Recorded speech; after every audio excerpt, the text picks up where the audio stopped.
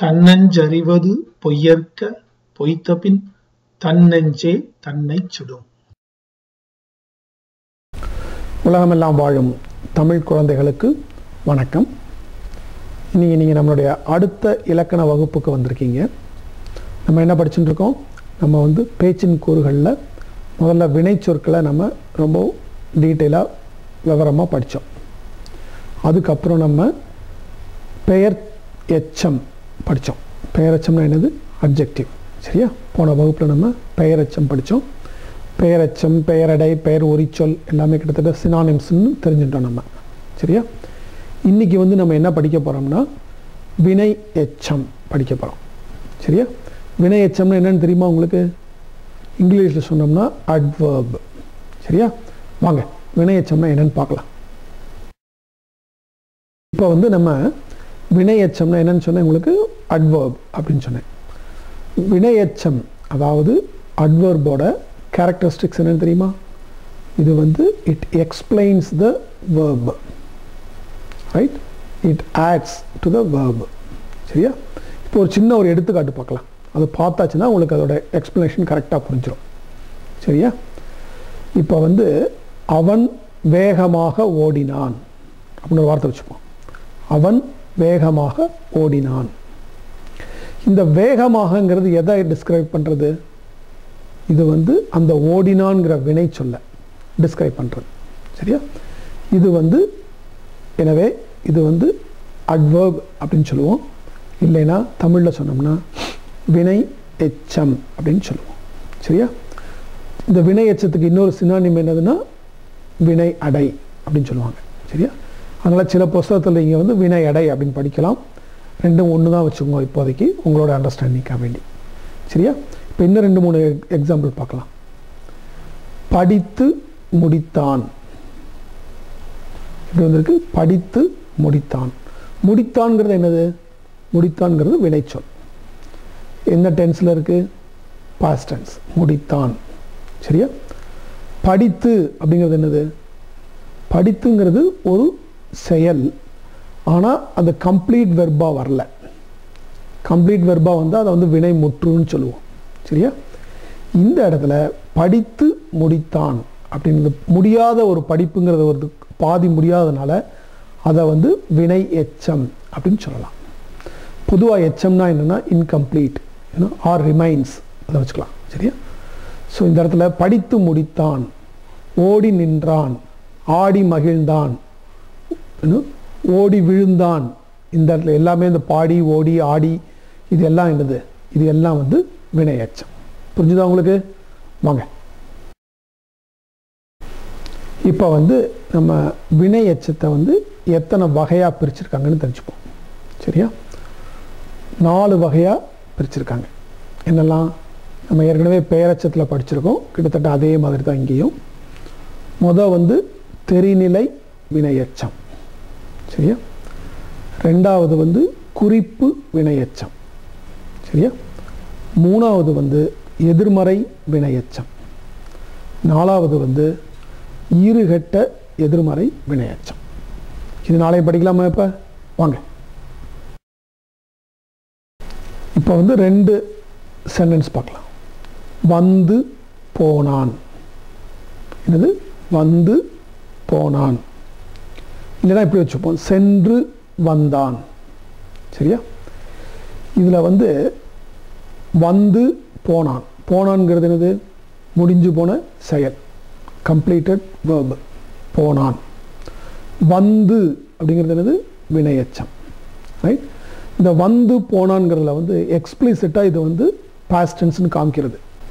அதே மாதிரி சென்று வந்தான், அதில் என்னது? சென்றுங்கிறது வினையெச்சம். ஆனால் அது கடந்த காலத்தை காட்டுறது, இறந்த காலத்தை காட்டுறது. இந்த மாதிரி எக்ஸ்பிளிசிட்டாக ஒரு சென்டென்ஸில் அந்த வினை எச்சமும் வினை சொல்லும் சேர்ந்து காலத்தை காட்டித்துனா, என்ன டென்ஸ்னு காமிச்சதுன்னா அதுக்கு பேர் தெரிநிலை வினை எச்சம். புரிஞ்சுதா உங்களுக்கு? வாங்க இப்போ நம்ம இன்னும் ஒரு 2 வாக்கியங்கள் பார்க்கலாம்.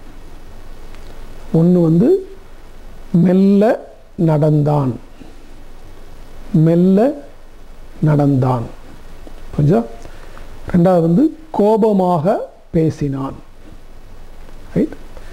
இந்த மெல்ல கோபமாக இது ரெண்டு என்னது? வினை எச்சங்கள். ஏன்னா பின்னாடி வினை முற்று வந்திருக்கு. வினை கோபமாக பேசினான்ங்கிற வினைச்சொல் வந்திருக்கு இல்லையா? அதனால் இது வந்து வினை எச்சம். கோபமாக மெல்ல அப்படின்னு. ஆனால் அந்த மெல்ல கோபமாகங்கிறதெல்லாம் வந்து என்ன காலம்னு காட்டல. வந்து அப்படிங்கும்போது அவன் பாஸ்ட் டென்ஸ் நம்ம புரிஞ்சுட்டோம். ரைட்? இங்கே வந்து மெல்ல அப்படிங்கிறது அவன் எப்படி நடந்தான் அப்படிங்கிறத டிஸ்கிரைப் பண்ணுறது. ரைட்? காலம் காட்டாமல் வரக்கூடியது. இது அதே மாதிரி கோபமாக பேசினான் அப்படிங்கிறது அவன் பேசும்போது கோபமாக பேசினான், சத்தமாக பேசினான், இதெல்லாம் என்னது? கேரக்டரிஸ்டிக்ஸ் ஆஃப் பேச்சு. சரியா? அதனால் இது ரெண்டும் வந்து இந்த இடத்துல வினை எச்சம் வந்து என்ன காலம் அப்படின்னு காட்டலை. அப்படி காலத்தை காட்டாமல் வரத்துக்கு பேர் வந்து என்ன சொல்லியிருக்கோம்? குறிப்பு வினை எச்சம். சரியா? இதை வந்து வினையடை அப்படின்னு சொல்லுவாங்க. புரிஞ்சுதா உங்களுக்கு? வாங்க இப்போ இன்னும் ஒரு 2 வாக்கியம் பார்க்கலாம். உண்ணாமல் சென்றான், சொல்லாமல் செய்தான். சரியா? இந்த இடத்துல உண்ணாமல் சென்றான், சென்றான்ங்கிறது வினைமுற்று, அதாவது வெர்பு, கம்ப்ளீட்டட் வெர்பு. உண்ணாமல், உண்ணாமல் அப்படின்னு அர்த்தம். இந்த இடத்துல வந்து வினையச்சம் உண்ணாமல் வந்திருக்கு. ஆனால் என்ன அர்த்தத்தில் வந்திருக்கு? அது வந்து எதிர்மறையாக வந்திருக்கு, ஆப்போசிட் சென்ஸில். இந்த மாதிரி ஒரு வினை எச்சம் நெகட்டிவாக ஆப்போசிட்டாக வந்ததுன்னா அதுக்கு வந்து என்னது? எதிர்மறை வினை எச்சம். எதிர்மறைனா ஆப்போசிட். புரிஞ்சுதா? உண்ணாது சென்றான், சொல்லாது செய்தான். ரைட்? இதெல்லாம் என்னது? எதிர்மறை வினை எச்சம். வாங்க நம்ம இப்போ முதல்ல என்ன பார்த்தோம்? உண்ணாது சென்றான் அப்படின்னு பார்த்தோம். அந்த உண்ணாது அப்படிங்கிறதுல சில பேர் எழுதும்போது எப்படி எழுதுவாங்க? உண்ணா சென்றான் அப்படின்னு எழுதுவாங்க. அதுக்கு அதே அர்த்தம் தான். புரிஞ்சுதா? அந்த தூவை விட்டுட்டு உண்ணா சென்றான் அப்படின்னு எழுதினாலும், அதே மாதிரி ஒருத்தன் பாடாது நின்றான் அப்படின்னு is not singing and standing தேர்னு அர்த்தம். பாடா நின்றான் அப்படின்னாலும் அதே அர்த்தம் வரும். ஸோ இந்த பாடா, உண்ணா, போகா இப்படிலாம் வர்றதுக்கு என்னென்னா அந்த கடைசியாக வரக்கூடிய தா இல்லைன்னா தூ காணாமல் போயிடுதுன்னு அர்த்தம். அதுக்கு பேர் என்னது? அந்த கடைசி எழுத்துனா ஈறு. Okay, last letter. கெட்டன்னு என்னது? டிஸப்பியர். ஈறு கெட்ட என்ன அர்த்தத்தில் வருது? ஆப்போசிட் அர்த்தத்தில் வரும். அது எதிர்மறை. இது என்னது? வினையச்சம். இதுக்கு பேர் வந்து ஈறு கெட்ட எதிர்மறை வினையச்சம். புரிஞ்சுதா உங்களுக்கு? வாங்க இப்போ வந்து நம்ம இன்னொரு எடுத்துக்காட்டு பார்க்க போகிறோம். இதில் வந்து என்ன ஆகும்னா, ஒரே வாக்கியத்தில் ஒன்றுக்கு மேலே பல வினையச்சங்கள் வரப்போகுது. பார்க்கலாமா? வந்து, குளித்து, உண்டு, உறங்கி, பேசி சென்றான். சரியா? இந்த வாக்கியத்தில் பார்த்தீங்கன்னா எது வினைச்சொல்? சென்றான். ஆனால் எத்தனை வினையச்சம் வந்திருக்கு? பல வினையச்சம் வந்திருக்கு. வந்து ஒரு வினையச்சம், வந்து குளித்து 2வது வினையச்சம், உண்டு சாப்பிட்டான் 3வது வினையச்சம், உறங்கி தூங்கினான் 4வது வினையச்சம், அப்புறம் பேசினான் பேசி சென்றான்.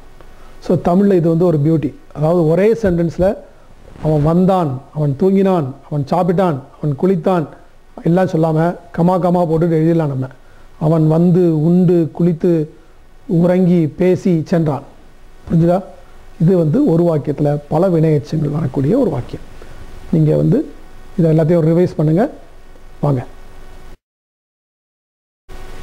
என்ன இன்னைக்கு படித்த பாடம் உங்களுக்கு பிடிச்சிருந்ததா? என்ன படித்தோம் நம்ம? வினையச்சம்னா என்னன்னு பார்த்தோம். வினையச்சம்னா என்ன? முதல்ல டெஃபினிஷன் பார்த்தோம். ஒரு வினை சொல்ல, ஒரு வெர்பை வந்து எக்ஸ்பிளைன் பண்ணுறது. இது வந்து வினையச்சம். இதில் வந்து நம்ம 4 கிளாசிஃபிகேஷன் பார்த்தோம். தெரிநிலை வினையச்சம், காலத்தை எக்ஸ்பிளிசிட்டாக காட்டக்கூடியது, டென்ஸ் காட்டக்கூடியது. குறிப்பு வினையச்சம், ஒன்லி கேரக்டரிஸ்டிக்ஸை டிஃபைன் பண்ணும் பட் காலம் காட்டாது. எதிர்மறை வினையச்சம், ஆப்போசிட்டாக வரக்கூடிய வினையெச்சம். அதுக்கப்புறம் ஈறுகட்ட எதிர்மறை வினையெச்சம், இது 4 பார்த்தோம்.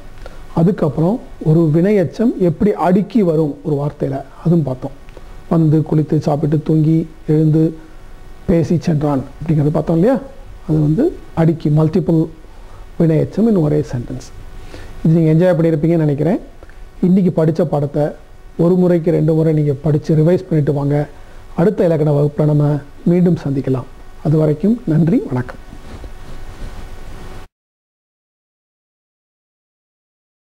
மாணவ மாணவிகளே, இன்று நாம் கற்ற பாடத்தை ஓரிரு முறை படிக்கவும்.